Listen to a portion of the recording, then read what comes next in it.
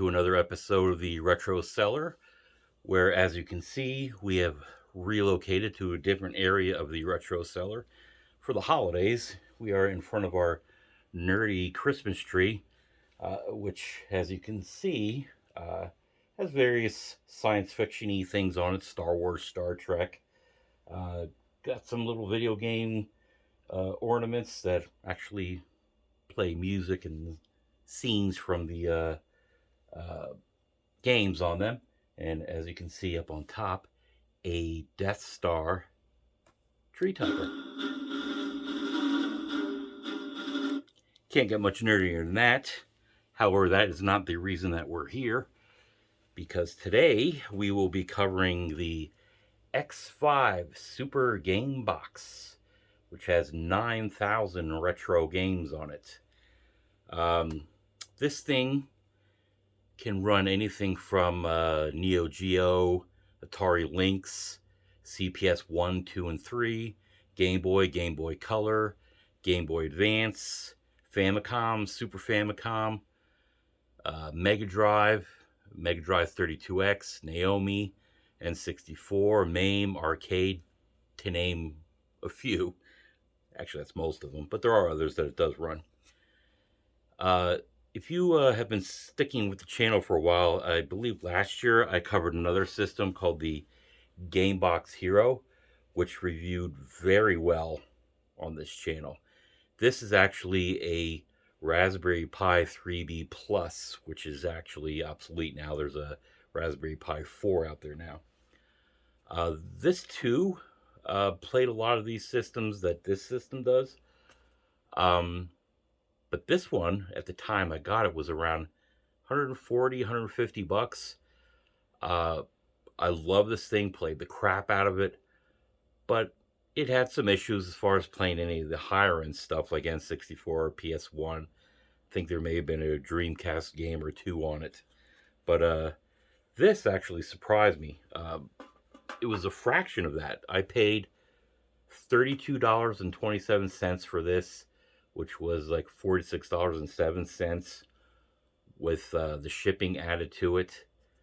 And you can see this in other sites out there. It's relatively new, so it's not everywhere yet, but and it's in enough places. I would suggest that you shop around and try to find it at the most reasonable cost for you. I've seen it going for as high as $116 on eBay. But it probably averages out to about $45, $50 if you look around various places, which I'm sure are popping up on either side of me here. But like I said, I suggest that you shop around trying to find the most reasonable, because no matter where you get it, it's going to essentially be the same thing no matter where you get it. They'll all say 9,000 games and run the same retro systems on it. But this actually surprised me. I didn't really do much research into it. There was only one other review out there at the time. And I was intrigued by what I saw it able to play. So I just splurged and got it. So why don't we actually do a little pseudo unboxing, see what came with the system, look at the build quality of it, and then play some games on it. So how about we do that now?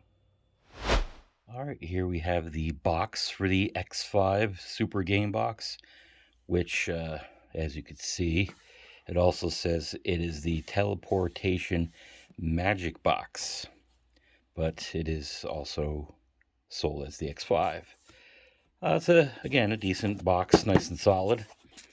Shows you what comes with it, which we'll actually look at it. And as you look around, there's not much else on it as far as description is concerned. So why don't we just get right into it. And here we have the manual, which is in Chinese and English. Just has, again, like most of these things do, just basic instructions. Shows your way around the system and the controllers and whatnot. Nothing special. Here we have the Super Game Box itself, which we will put off to the side. And and get a look at the build quality in a minute. But let's look at what else we have in it.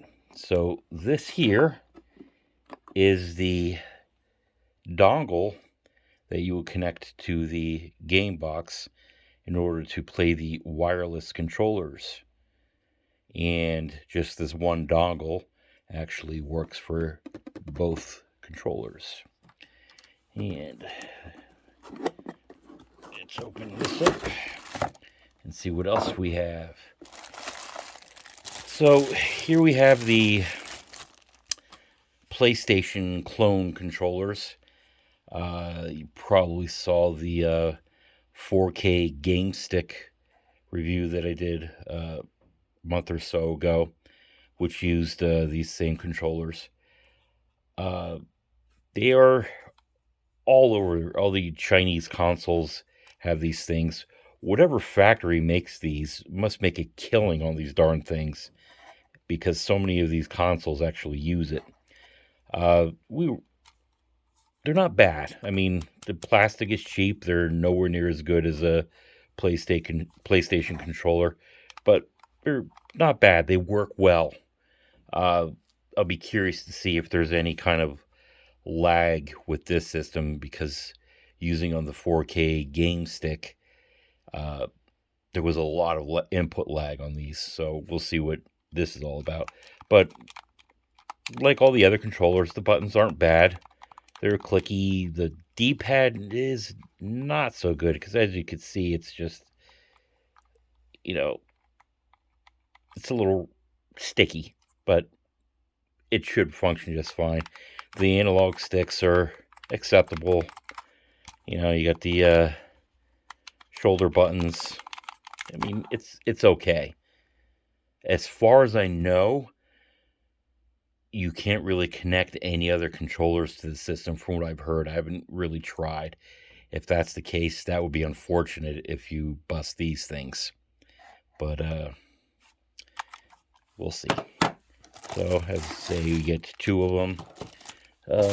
Here is the HDMI cable that you could use to plug it into your TV, obviously. And the power source. So it's not like a USB-C micro or mini. It's a actual power source. I believe it's a 12 volt. Yeah, it's a 12 volt adapter. And then you have a little micro SD card reader if you don't have one on your computer. So you can use this to at least transfer ROMs. As I said, I don't think you could do much else with this system, which I guess I didn't mention it. Unlike the Raspberry Pi systems and a lot of the other systems that I have, even handheld consoles, where you can configure them, upgrade the firmware, and things like that, I believe this is actually a locked system. So there is no upgrading it or anything like that. You're pretty much stuck with what you have. So if you're into tinkering with systems, you can't do that with this one. The fortunate thing is that it is plug and play. I mean, you don't have to do any kind of configurations. Just hook it up to your TV, connect the controllers, which is pretty easy, and there you go. As far as specs are concerned, I'll throw those over here on the side here, so you nerdy people can see what it's all about. I mean, we're not going to really delve into that. But why don't we look around this thing as well?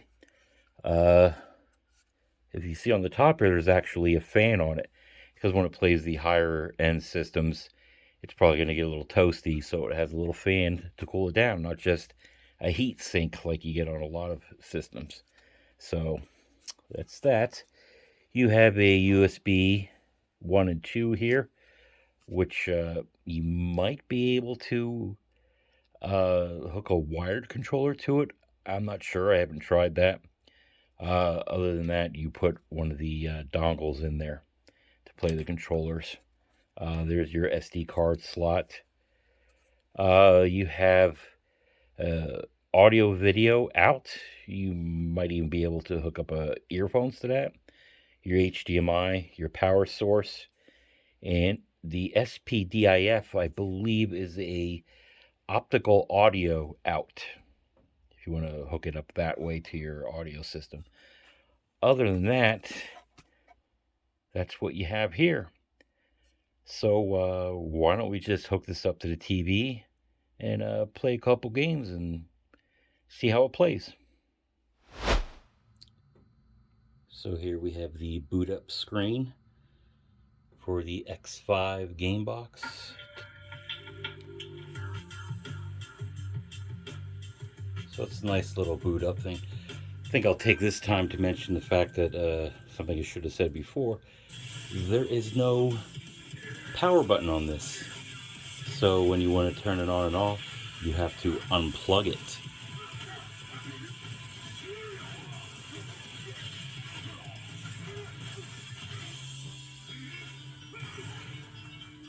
But this is pretty cool. No way to skip past it. So let's skip past it. So here we have the main menu, which, as you can see, is a pretty decent menu. If you look up at the top, you can see that we're running a PSP here. And if you hit the trigger buttons, you can scroll through to see what other systems you have. So let's scroll over. You can see PSP games here. Sega Naomi. Nintendo DS. Nintendo 64. PlayStation 1. Arcade Classics. Super Nintendo. Game Boy Advance. Mega Drive. Regular NES. Game Boy Color. Neo Geo Pocket. Sega Game Gear. Family Computer Disk System. Not quite sure what that is. Sega 32X. Sega Master System. MSX2. Atari Lynx. Atari 7800. And all games. Now, it's running other emulators, so if you were to upload your own ROMs to it and put it in each appropriate folder, you can actually play more systems on here than what this came with. We'll just play a couple, like I said, of each system, just to give you an idea of its capabilities. And we won't stretch out longer than we have to. So here we are running Soul Calibur Broken Destiny for the PSP.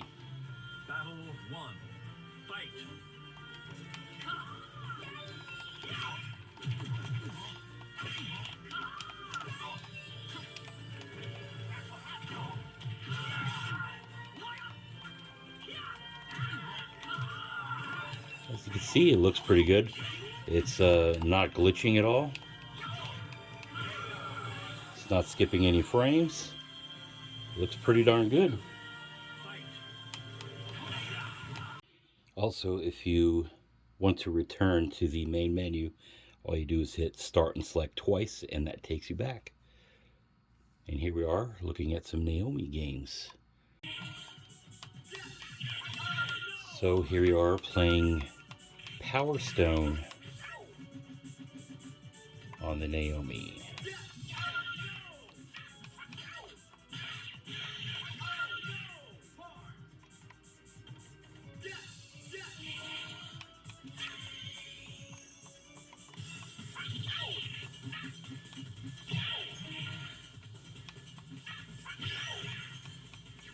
Trying to figure out what buttons do what on this, but it actually looks pretty good. It's running it pretty well. I have no idea what buttons are doing on here.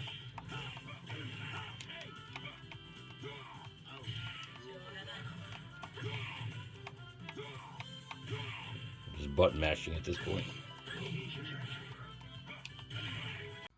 So we're moving over to Nintendo DS.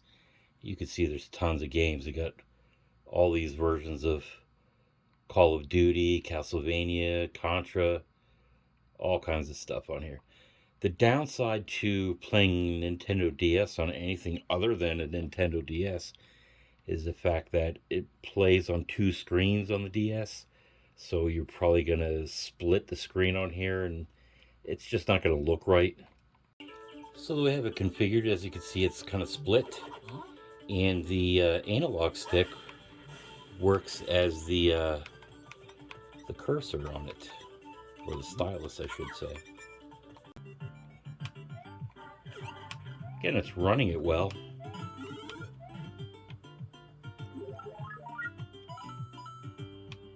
The split screen is just a little weird. Probably another thing I should mention is that since you can't configure things in the game, as far as the system is concerned, you can't adjust the aspect ratio with the system itself. So it's going to look a little squashed on things that run at 4:3, but you can adjust things on your TV.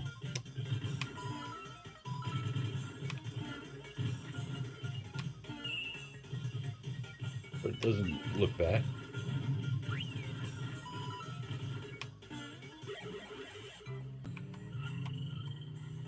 As you can see, I have adjusted with my TV the aspect ratio, so it looks a little bit better. It's not squashed.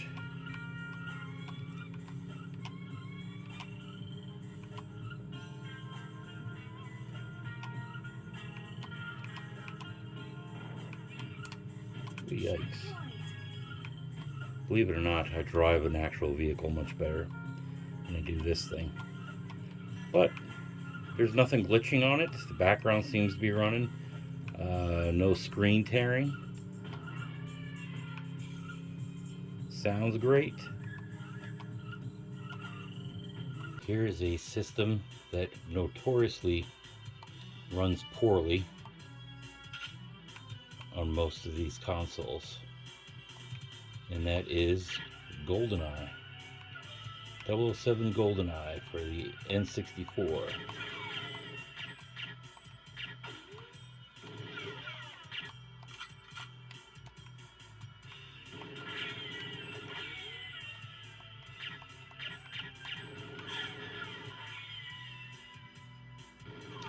And although I stink at it because I've never really played this,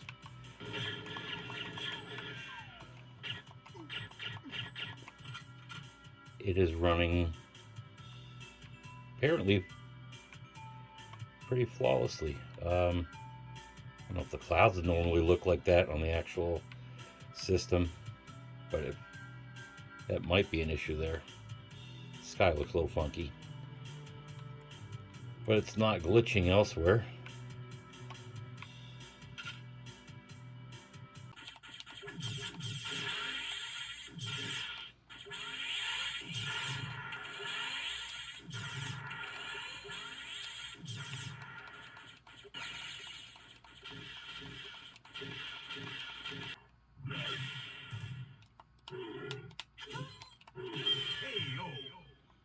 Again, running without a hitch, no screen tearing. Audio is good.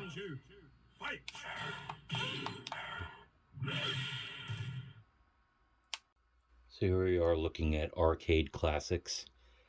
There's hundreds of games on here, and just loads of them. Guess I should also mention the games are in alphabetical order based upon system, but if you don't want to scroll through, there is actually a search feature on here. If you hit the left trigger and the Y button, it brings up the search feature, and I'm looking for Silkworm here in the arcade version, and let's play that in Arcade Classics. And as expected, it's running very well. Wish I had an arcade stick, as the analog stick on this doesn't feel intuitive enough, and the D-pad just don't feel like I could pull off a lot of the moves as well as I used to back in the day.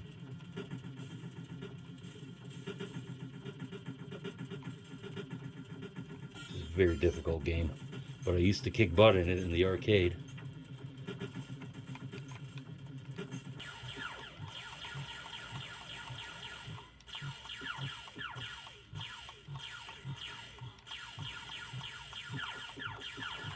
so cute, you almost don't want to shoot him.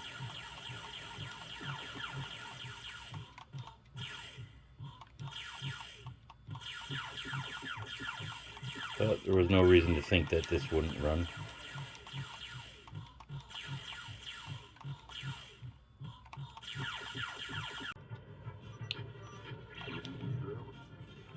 Here we are playing Star Fox on the Super Nintendo. Game I always relatively stank at.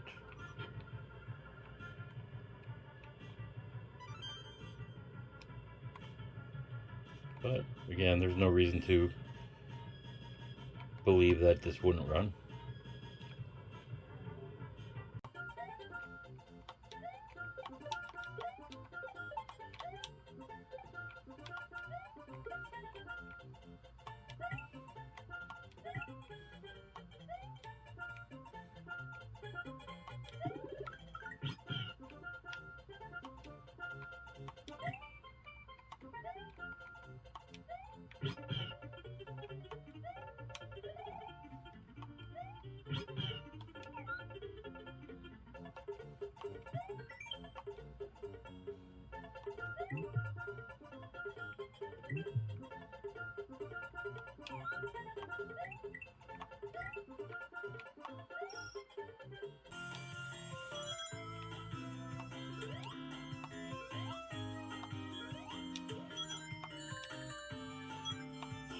Always forget those fish.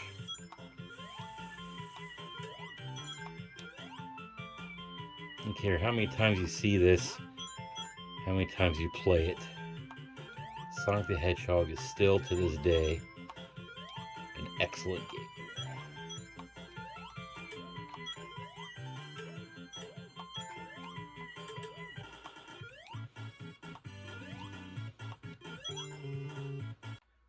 So these are some of the regular NES games. And you can see, look at them. Hundreds and hundreds of these things. Again, we're not going to play these because obviously they're going to play pretty well. So you can see loads of Game Boy Color games, which obviously will run flawlessly on here as well.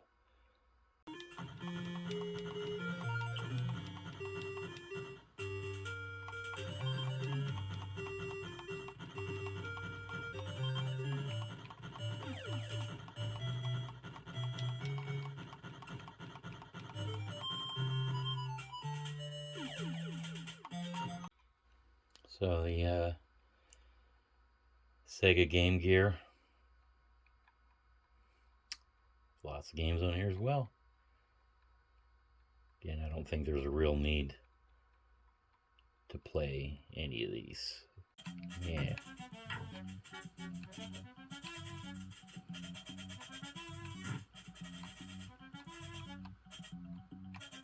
And just to keep this thing on the road.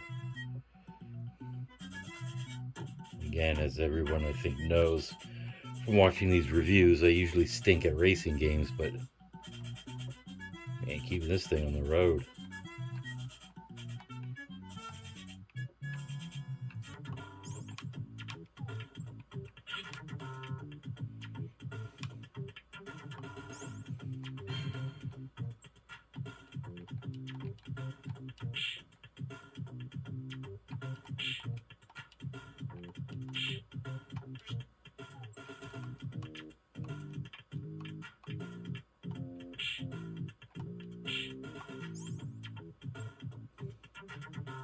I believe I have this game for the 32X, but I don't remember ever really playing it.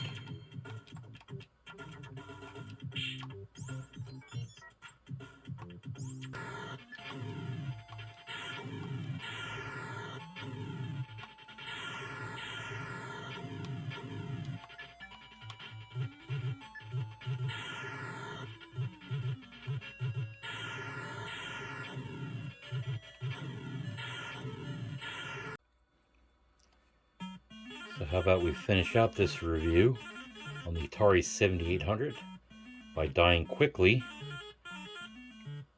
classic Donkey Kong.